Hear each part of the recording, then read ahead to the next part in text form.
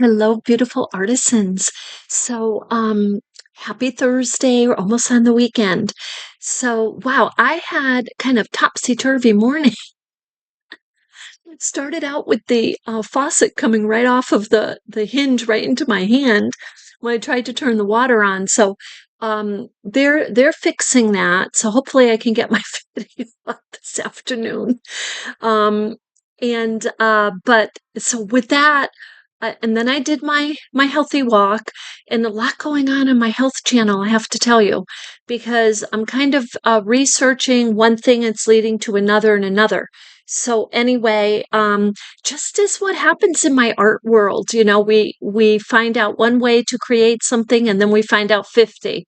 So with that, I am bringing you along with me, continuing the stitching on this quilt.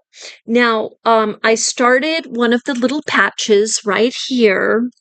Um, I don't, hopefully you can see it. It blends very much in with the floral, and I love it because this is a different floral. This is the base.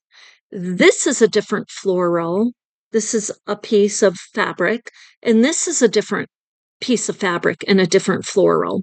So what I'm doing on this little piece is I'm just making some X's, and I'm simply making them freehand and, bringing the needle in underneath the fabric, to get to the next spot that I want to be able to pull over and create the next part of the X.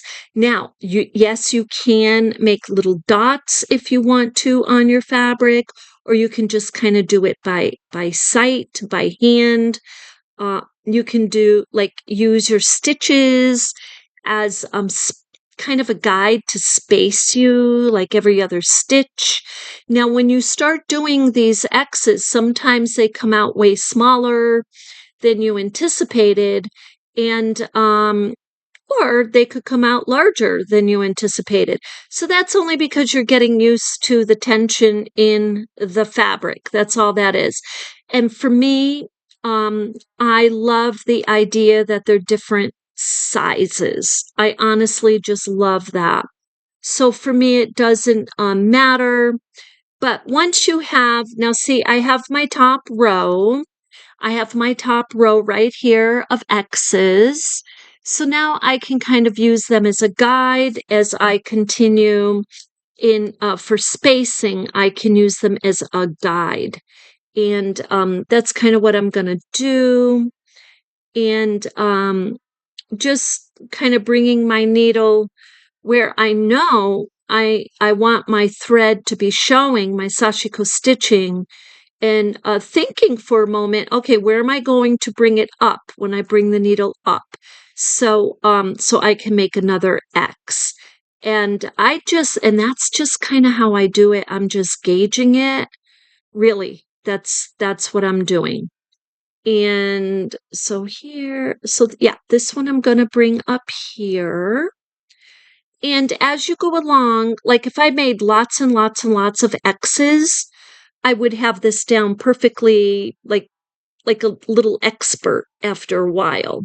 So, it's all practice and learning that at different ways to make designs. Like if I pull this thread, let's say I pull the thread, um, I'm bringing the needle up, and let's say instead of just pulling it like that, I bring it underneath the thread. So I'd be making another design. And that's just how, and you can play around with that. You can make any kind of designs that you want. And so now I'm on my last row. I could maybe fit 2 rows in there, but I think I'm just going to go with my last row and make the X's just a tiny bit larger. So I just want to show you what I mean. You can see right off the bat that's a little bit larger. The stitch, the running stitch. It's a running stitch, and we're just manipulating it or using it to create our X's, but that's okay. That's totally fine with me. And I'm using the spacing of the previous row so that I'll still get 3 stitches in. So I could put 4, I could put 5, you know what I mean? Or I could put 1, and the design would still look absolutely lovely. And you'll see here in a moment what I mean. This is what I love about Boro. It's so humble. It's seeing the beauty in the humbleness of creating. Like, yes, you can get very formal and you can get the patterns, and that's lovely too, but it's a different lovely. There's no doubt about it. So, okay, so this I'm happy with. And what I'm going, so you can see the X's. So I just wanted to make the little X's. And now what I want to do, I just feel like I want to do is kind of go around the border, around the edge again.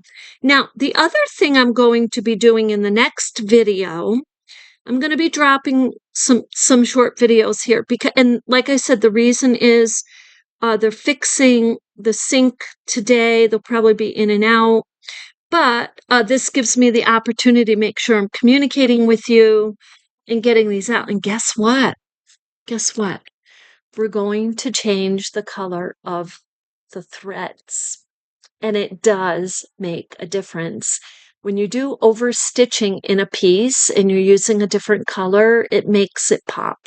It just does. Now, it can cover up the design a tiny bit too, but I mean, it depends what you want, because you're going to somehow you see the design.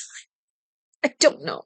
Somehow it's genius. Somebody was saying it and I use that word too. It's absolutely, Boro inspired, Kwandi. They're just the authentic methods here are just absolutely genius. There's no other way to describe it.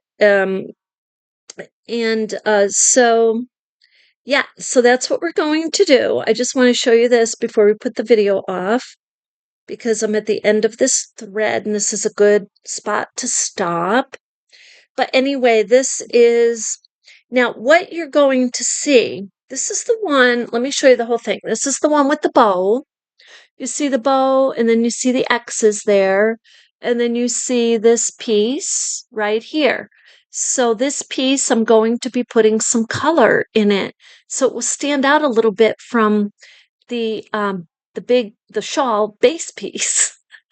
And so we'll show you that in the next one.